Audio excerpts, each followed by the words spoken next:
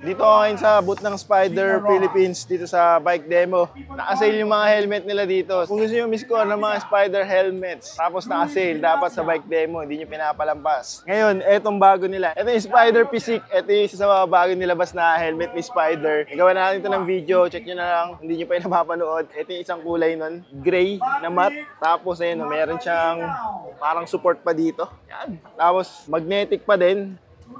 Kaya madali lang release tsaka paggamit niya. Magnetic, napakagaan. SRP nitong Physique is 4,495.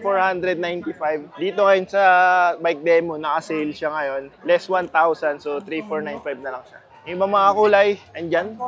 May black, may white, tsaka may pink.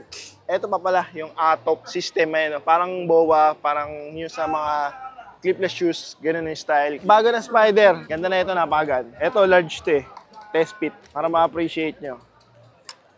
O, di ba? Mainit lang.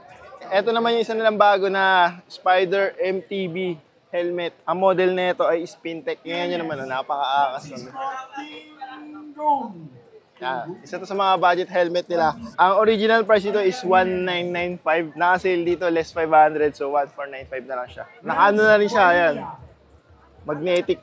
Napakagaan din. Maganda rin yung kanyang adjustment dito. May mga iba't iba pang kulay na pwede mapagpilian para dito. Yan, test fit. Malaki yung overage niya sa likod. So, kung MTB helmet naman yung hanap nyo, isa to sa pwede nyo makonsider bago ng Spider. Spintech. Marami rin kulay na pwede mapagpilian.